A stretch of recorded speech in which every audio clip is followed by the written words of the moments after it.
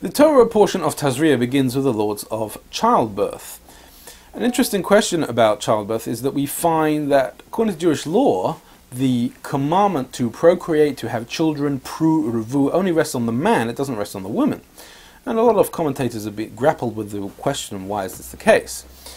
Rabbi Meir Simcha of Dvinsk, the 19th, 20th century Torah scholar, suggests the most fascinating insight into this. He says that God only asks you something which is reasonable, something which you can actually cope with. Childbirth is so painful for a woman that even God can't ask you to do that. It's something beyond a reasonable demand of any person.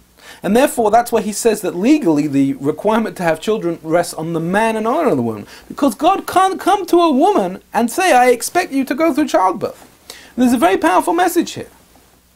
And that is, when life does throw us what it throws us, always remember that we can cope. God is only sending us the ordeals with which we can cope. And we often tell ourselves that we can't, and this is too much. But just remember Tazria, remember the childbirth. It's a fundamental principle of the Torah. Eina Kadosh Baruch Hu ba b'trunya b'briyosov. God only hands you what you are capable of. The fact that God put it into you, into your hands, means you should say to yourself, take a deep breath and say, listen, this came my way. God is in the world, He created me, He sustains me, He's supervising every detail of this world, and He's giving me this because I can cope with it. I know I think I can't, but I really can.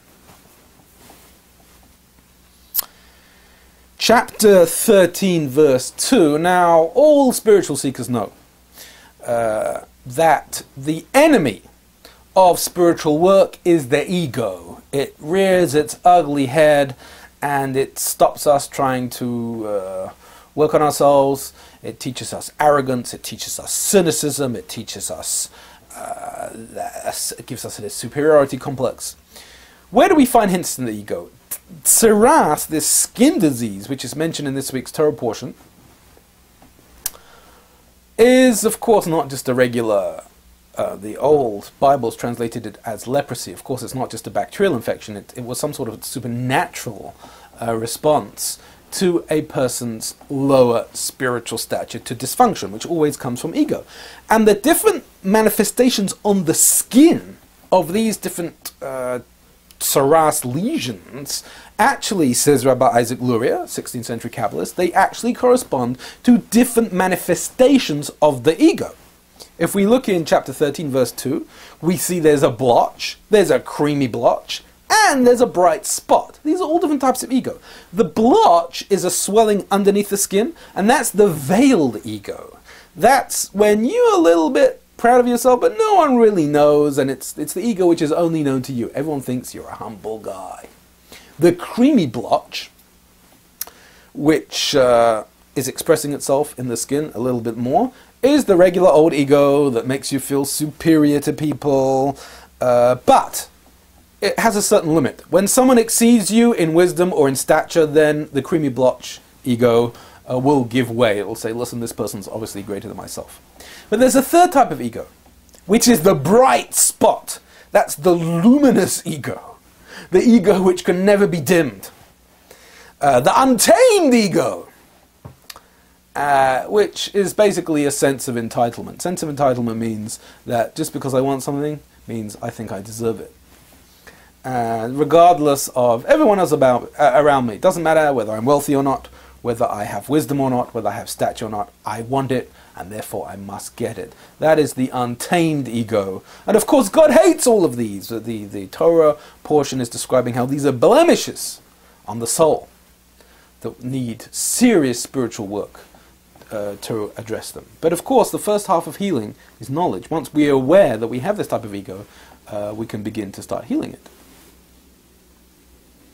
Now, another type of we read many types of diagnosis in the Parsha of, in the Torah portion, how different types of blotches, the priest looks at them, are they kosher, are they not kosher, impure, are they a sign of this disease? So in chapter 13 verses 10 to 11 we read about the healthy looking live skin which has a white blotch. And then the question is, well, there's some healthy skin and there's some unhealthy skin. So is this an impure lesion or is it not? And the Torah says, no, it is tzarat. It is an unkosher lesion. What's the message here? That, this is really another type of ego. We sometimes say to ourselves that, well, I might do X, Y, and Z, which is inappropriate, but I also do A, B, and C, which is good. I give charity, I'm a nice guy, I have guests in my home, so what if I do a bit of dodgy stuff on the side? I mean, none of us are perfect. That's a mixture of healthy skin and unhealthy skin. And we often say to ourselves, we justify the unhealthy, dysfunctional activities that we do on the basis that there are also healthy and functional things as well. That's wrong. We mustn't do that. The Torah is telling us no. A mixture of unhealthy and healthy, that's unhealthy. It's all contaminated together. Never use that as an excuse.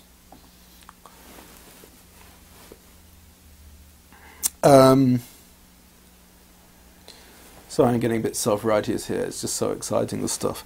We should have a competition to see which type of ego I have.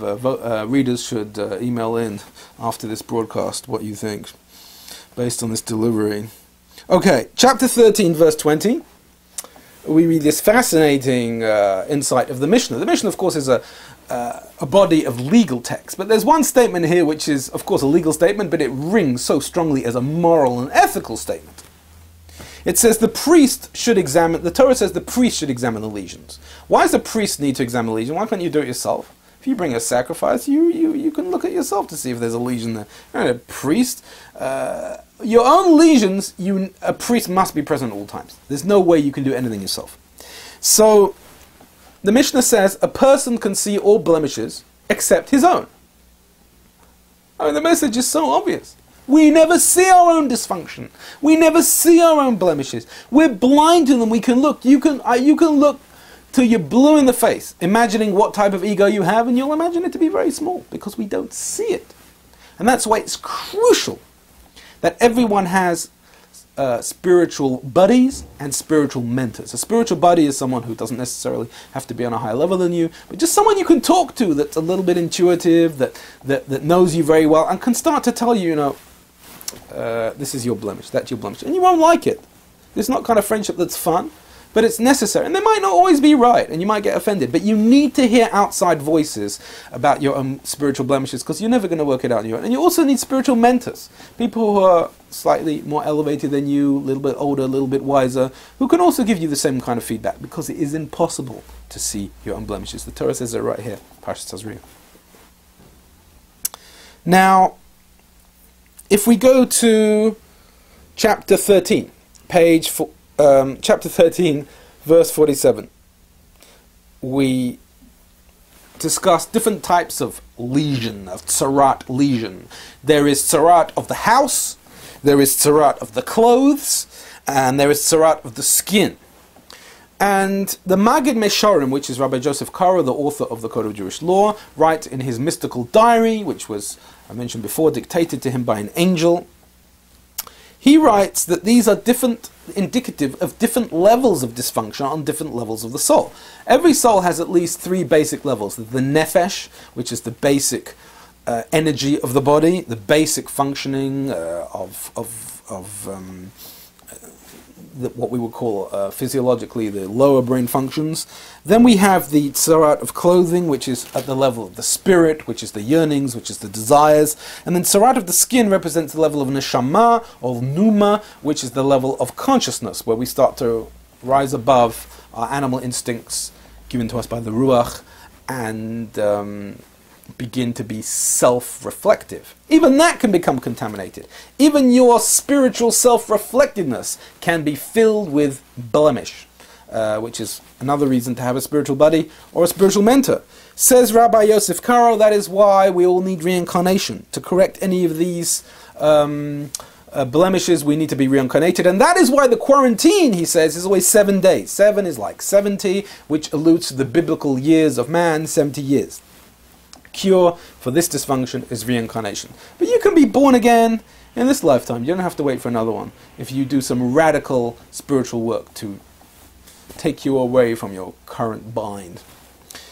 Spiritual message: the afflictions of life of which Sarat is an example, are not meant to punish us, but they are to act as a stimulus for personal healing. That is why the laws of childbirth are also included here, suggesting that the purpose of any affliction is the rebirth that follows. To think about that, and please join us next week for Torah in 10.